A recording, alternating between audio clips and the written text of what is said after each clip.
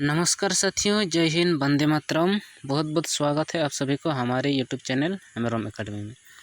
दोस्तों, आज हम लोग शुरू करने वाले हैं भूगोल विषय का नाम क्या है? भूगोल है और ये 6वीं क्लास का ही है।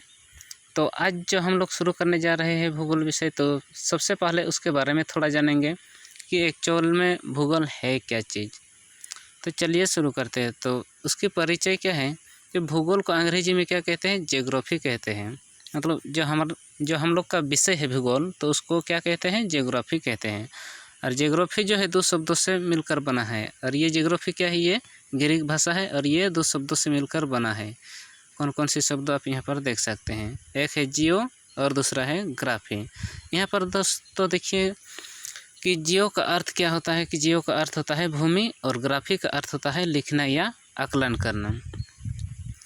इसके बाद इसकी 3 महत्वपूर्ण पॉइंट है। 3 पॉइंट क्या क्या है? कि भूमि की अर्थात पृथ्वी के अध्ययन को जियोलॉजी कहते हैं। भूमि के अध्ययन या पृथ्वी के अध्ययन को क्या कहते हैं? जियोलॉजी कहते हैं। इसके बाद पृथ्वी के मापन को जियोमेट्री कहते हैं। और इसके बाद देखेंगे कि पृथ्वी के आकार के अनुरूप को जियोइड कहते हैं। तो अभी जो है ये छोटी सी परिचय थी भूगोल विषय का। ये छोटा सा परिचय है, एक संक्षिप्त परिचय। अब जो है हम लोग अध्याय से शुरू करेंगे। तो अध्याय में हम लोग को क्या है कि पहला पॉइंट है पूर्णिमा। अध्याय की ये शुरुआत पॉइंट क्या है कि पूर्णिमा। तो हम लोग जानते हैं कि पूर्णिमा जो है एक बार ही होता है। ऐसे यदि देखा जाए तो एक महीना में एक बार पूर्णिमा और एक बार अमावस्या होता है। तो इसी प्रकार की घटना को जो है हम लोग और विस्तार से जानेंगे। तो यहाँ पर हम लोग को देखने को मिलेगा जो कि पूर्णिमा असल में है क्या चीज़, उस चीज़ को हम लोग देखेंगे। तो पूर्णिमा क्या है कि रात्रि के समय एक बड़ा सा चमकता हुआ चंद्रमा दिखाई देता है। जाहिर सी बात है, ये तो दिखाई देता है, परंतु इनकी आकृति निश्चित नहीं रहती है। पूर्ण चंद्रमा को एक महीने में सिर्फ एक बार देखा जाता है। इस पूर्ण चंद्रमा वाली रात को क्या कहते हैं? पूर्णिमा कहलाते हैं। तो यहाँ पर बात साफ हो ही गया है कि ये तो सच है कि हम लोग पूर्ण चंद्रमा जो है पहले इस तरह से गोल रहेंगे पूर्ण एक चंद्रमा, तो बाद में ये यदि पूर्ण है तो ये बाद में थोड़ा थोड़ा करके ऐसा छोटा होते जाएगी। बाद में क्या होगा, एक समय ऐसा आएगा कि पूरा ये टुकड़ों में विभाजित हो जाएगी। और यदि ऐसा ना हो तो यदि ये पहले पूरा छोटा है तो बाद में ये बड़ा होते जाएगी, थोड़ा थोड़ा करके बड़ा होते जाएगी। इस तरह से क्या होगा कि ये बड़ा हो जाएगा, बाद में ये पूरी गोल आकृति बना लेगा। तो इस तरह जो होता है ये 15-15 दिन की होती है। 15 दिन इधर, 15 दिन उधर। 15 दिन यदि घटेगा तो 15 दिन बढ़ेगा। तो जब इस स्थिति में आएगा कि चंद्रमा पूरी गोल हो जाएगा, तो उस स्थिति को क्या कहते हैं? पूर्णिमा कहलाते हैं, पूर्णिमा कहते हैं। इस तरह से देखेंगे अमावस्या। पूर्णिमा के बाद चंद्रमा की आकृति टूटते हुए टुकड़ों में परिवर्तित होते हैं और उनके आकार छोटा होते जाते हैं। जैसे कि हम लोग देखें कि ये गोल चंद्रमा पूर्ण चंद्रमा है। अब इसकी आकृति जो है ये थोड़ा सा ऐसा टुकड़ा हो जाता है। ऐसे टुकड़ा होते होते क्या हो जाता है कि ये पूरा एक बार इस तरह से पूरा छोटा हो जाएगा और बाद में ये पूरी गायब हो जाएगा। और 15 दिनों के बाद जो है चंद्रमा पूरी तरह से गायब हो जाती है और आसमान में काली रात छा जाती है। उस अंधेरी रात को क्या कहते हैं? अमावस्या कहते हैं। यहाँ तक बात साफ हो गई कि अमावस्या किसे कहते हैं। जब हम लोग चाँद को आसमान में चाँद दिखाई नहीं देंगे तब क्या समझेंगे कि भाई आज जो है अमावस्या हो रही। ऐसा नहीं कि आसमान बादल से ढका हुआ है और चंद्रमा दिख नहीं रहता अमावस्या है, ऐसी बात नहीं है। तो यहाँ पर नोट के रूप में देखेंगे कि क्या है, चंद्रमा की आकृति घटने या बढ़ने, टूटना या गोल होना। ऐसा इसलिए होता है कि चंद्रमा की काली वाले भाग पृथ्वी की तरफ होते हैं। अर्थात जिस क्षेत्र में ये चंद्रमा है और यह सूरज है, ये जब चंद्रमा के प्रकाश चंद्रमा ने सूरज के प्रकाश जब चंद्रमा पर पड़ती है तो इस इधर वाला चंद्रमा के इस साइड वाला भाग में पड़ती हैं, लेकिन इधर वाला भाग जो है आधा भाग में प्रकाश नहीं पड़ती है। तो इधर वाला भाग जो है काला दिखाई देते हैं। तो उस भाग को ही हम लोग दिखाई नहीं देते हैं और प्रकाश वाला भाग हमारी तरफ नहीं होते है, काला वाला भाग हमारी तरफ होता है। तो इस घटना होती है अमावस्या के समय। चलिए आगे देखते हैं। आगे क्या है कि खगोलीय पिंड। खगोलीय पिंड की जो है सूर्य, चंद्रमा, तारे तथा अन्य सभी वस्तु जो रात के समय आसमान में चमकता है उसे खगोलीय पिंड कहते हैं। खगोलीय पिंड कहते हैं मतलब जो हम लोग देखते हैं जितना भी तारे हैं, चंद्रमा है, सूर्य है, ये सभी जो क्या है ये सभी खगोलीय पिंड हैं। लेकिन क्या है कि कुछ खगोलीय पिंड आकार में बड़े होते हैं और साथ ही साथ गर्म भी होते हैं, वो बहुत गर्म भी होते हैं। अरे भाई, जो खगोलीय पिंड जलते रहेगा हमेशा वो तो गर्म होगा ही। इसके बाद क्या है कि खगोलीय पिंड सूर्य, तारे तथा उपग्रहों एवं क्षुद्र ग्रहों के समूह में बांटे हुए हैं।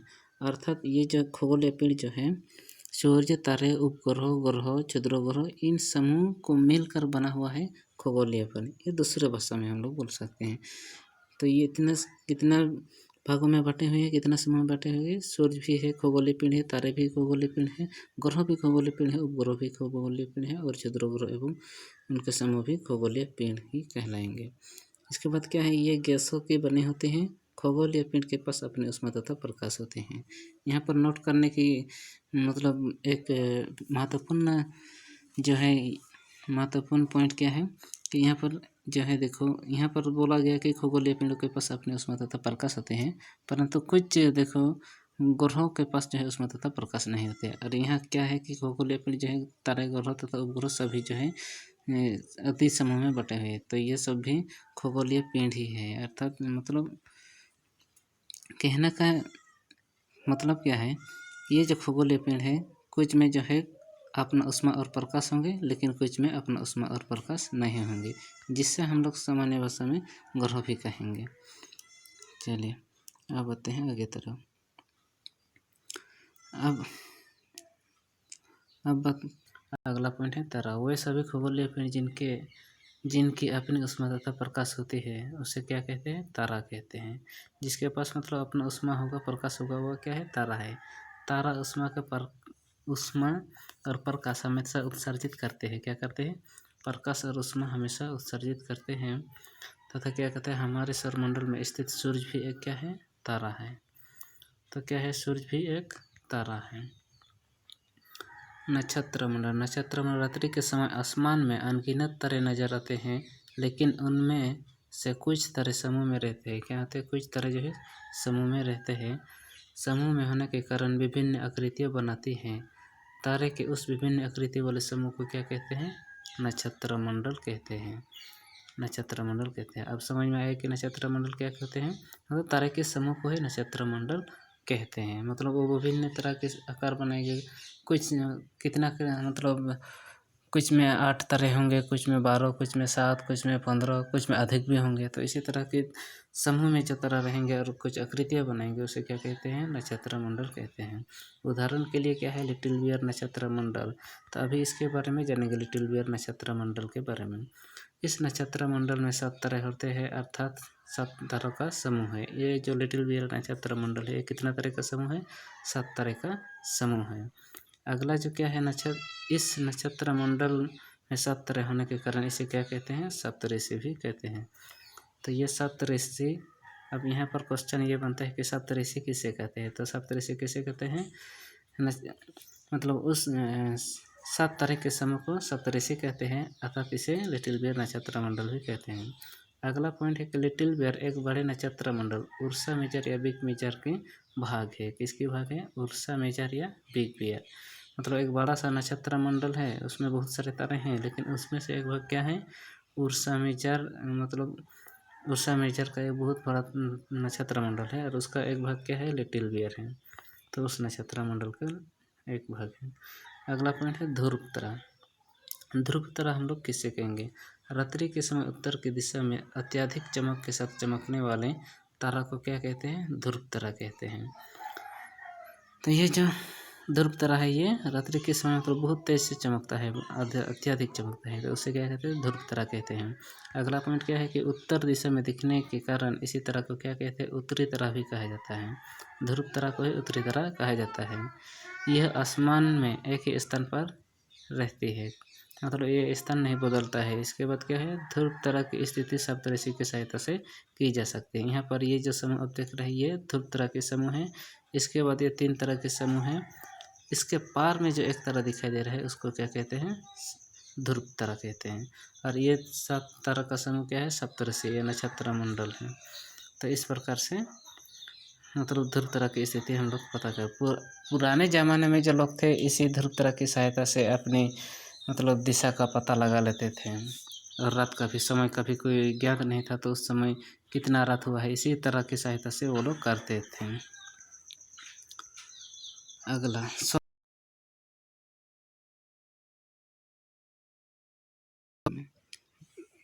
सौर परिवार क्या चीज़ होते हैं।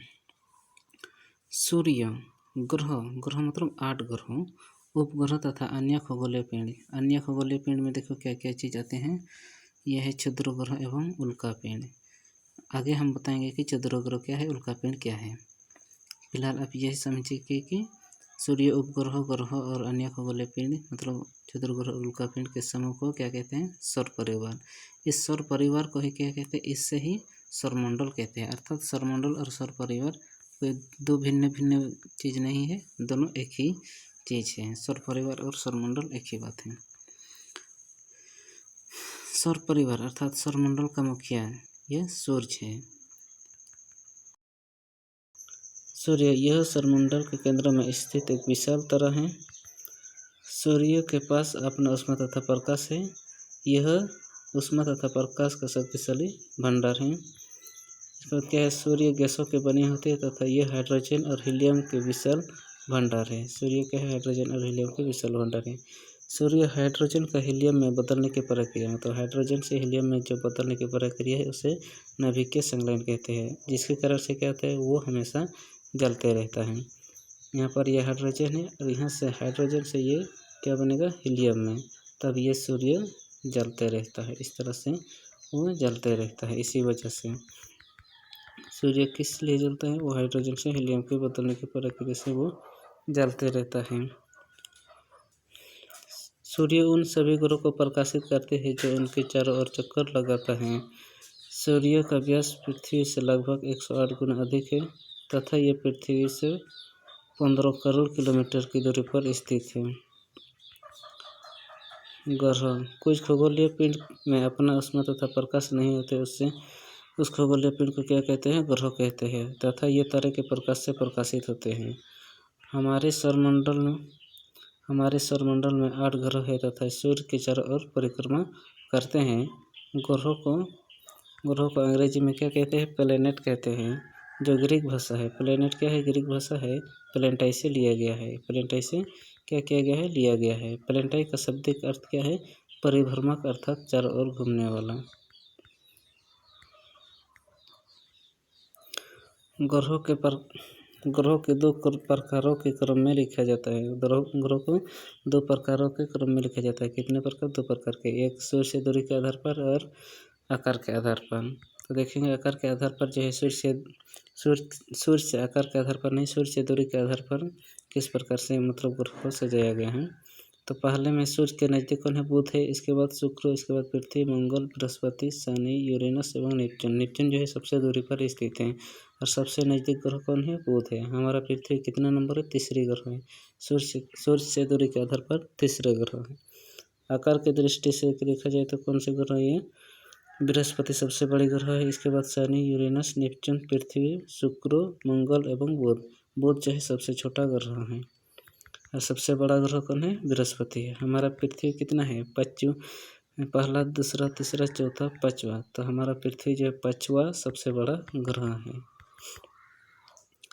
ग्रहों यहाँ पर जो है ग्रहों को आकार एवं दूरी के अनुसार 2 भागों में बांटा गया है। किस प्रकार, 2 भागों में बांटा गया है, आंतरिक ग्रह और बाहरी ग्रह।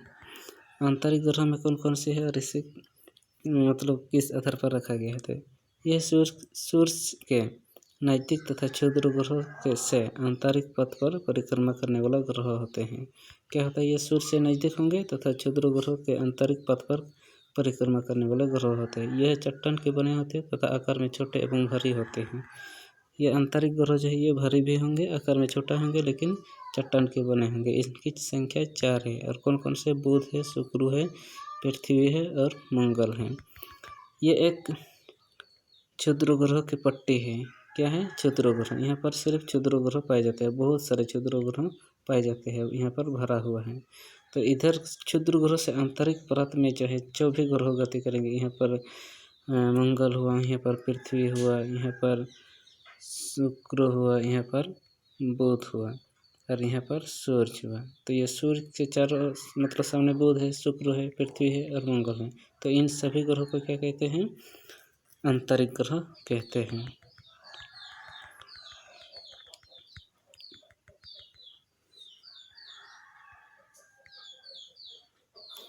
अब देखेंगे बाहरी ग्रह।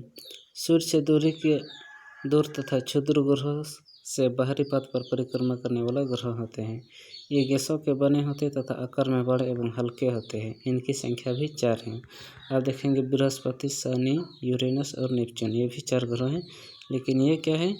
ये मतलब क्षुद्र ग्रह से बाहर वाले होते हैं, इधर बाहर के रास्ते में परिक्रमा करेंगे। ये क्षुद्र ग्रह की पट्टी है, लेकिन इस पट्टी से भी बाहर में परिक्रमा करेंगे। इनकी संख्या क्या है? यार ये किससे बने होते हैं? गैसों के बने होते हैं और ये हल्की होते हैं। ये वाला पट्टी, इसी को क्या बोलते हैं? इसमें ये वाला भाग में क्षुद्र ग्रह पाया जाते हैं।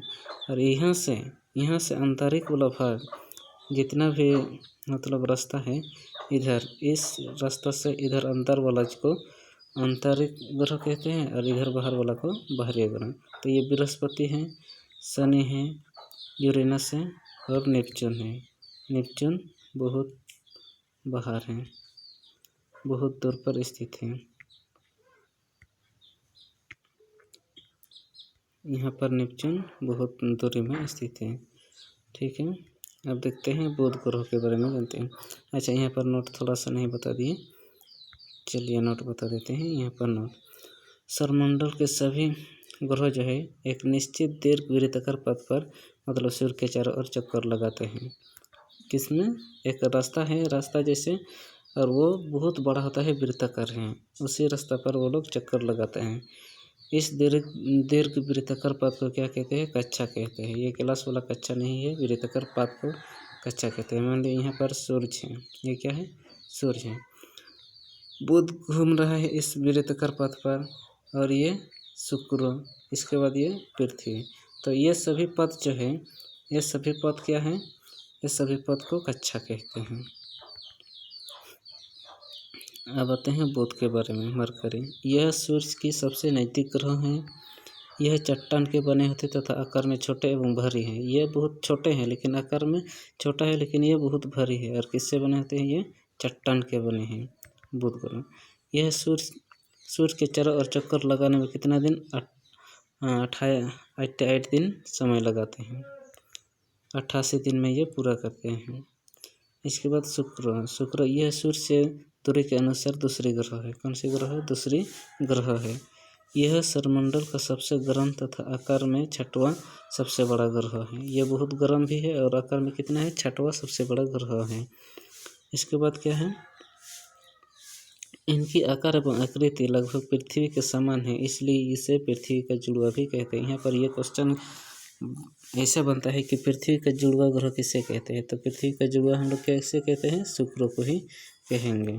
इसके बाद ये है सूर्योदय से पहले या सूर्योदय अस्त के बाद इसे देखा जा सकता है, इसलिए इसे सुबह का तारा तथा शाम का तारा भी कहा जाता है, यानी कि morning star and evening star इसको ही कहा जाता है। शुक्र ग्रह का ये नाम है। इसके बाद तो दोस्तों अगले जो है अगला टॉपिक अगले की वीडियो में हम कवर करेंगे। आज के लिए इतना ही, तब तक के लिए धन्यवाद।